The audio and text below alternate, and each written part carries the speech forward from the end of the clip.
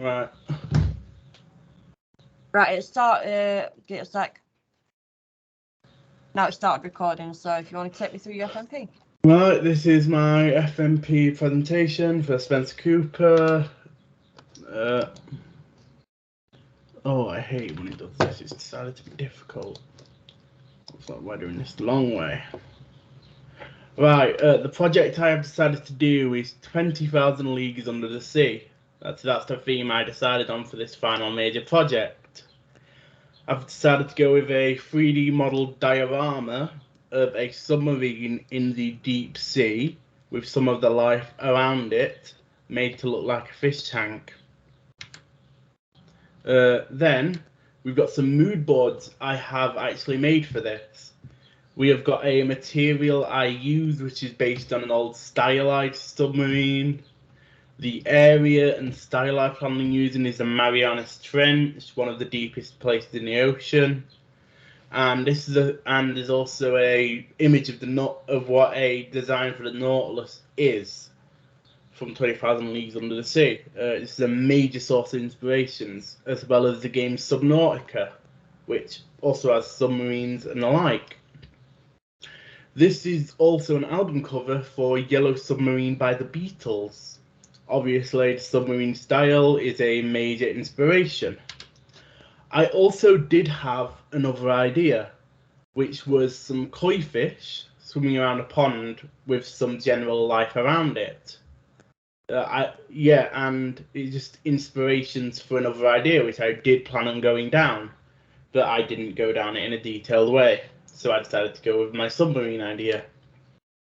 Obviously, we've got a mind map, which is we've got the sea where it's located, the ocean. One of the main settings for the story inside the Nautilus, which is the main mode of transportation and a heavily advanced submarine. Advanced for the time, let's say.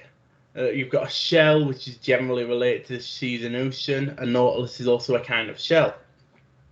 Lots of fish tend to appear in this book, about to say, and water is also generally important.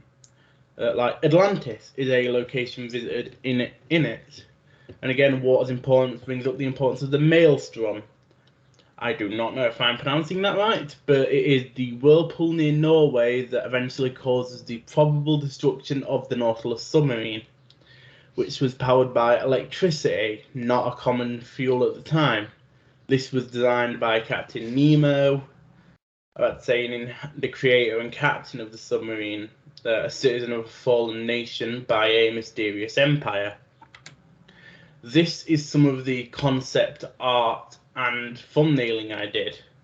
It shows some steampunk submarine designs, obviously in the first bit of the thumbnailing and the final concept.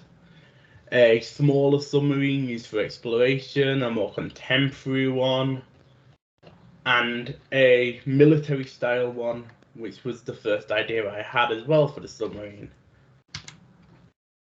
Right, now we get on to my production.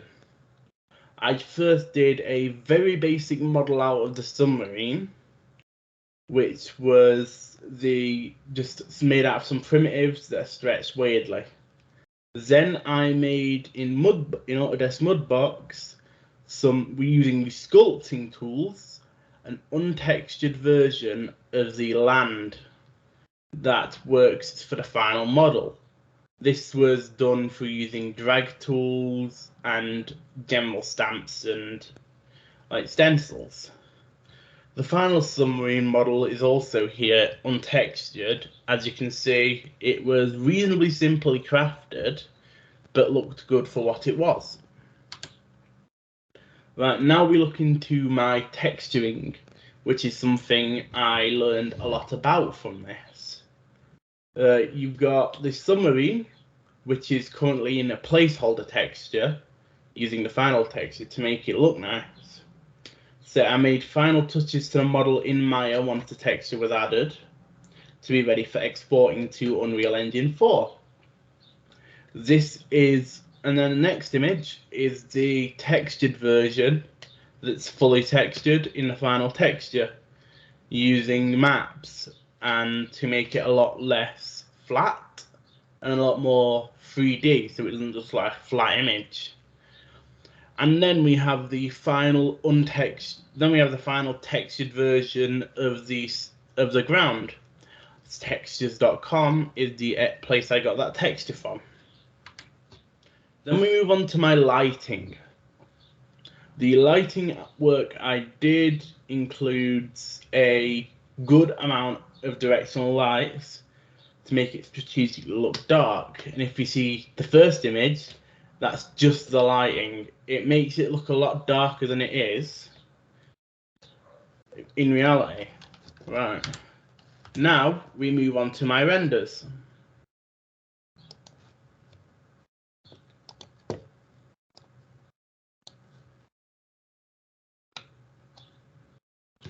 PC, obviously, it's a spinning and animated render of the camera spinning around the object. So this was achieved through keyframes. Were there simpler ways to do it? Yes, but this was rather an interesting way to achieve it. And the animation came out smooth, and I can adjust it however I need to easily. This is a far off render. But say if we just move on to the second render, we have this, which is a render that goes closer inside it. So you can see all the little details I added, like coral, fish, and the submarine. And you can see how the lighting just affects it and makes it look like it is actually underwater. I'd say this all works together to add the illusion of it being a deep sea area. So now if we move back to the PowerPoint, I didn't want to do that, but it'll do. What I have learned from this FMP project, I have learned how to model a bit better using a cube to make spheres and circles instead of just primitives. I learned I need to have a lot more confidence in myself and the process, which is something I do have trouble with, but I am going to work towards improving. I learned some basic animation in Unreal Engine using keyframes to make the renders look nice. I learned how to UV map and texture, so the object looks a lot less flat and a lot more textured and like it's a sort of real object. Thank you for watching my presentation. That is it. Thank you very much, Spencer.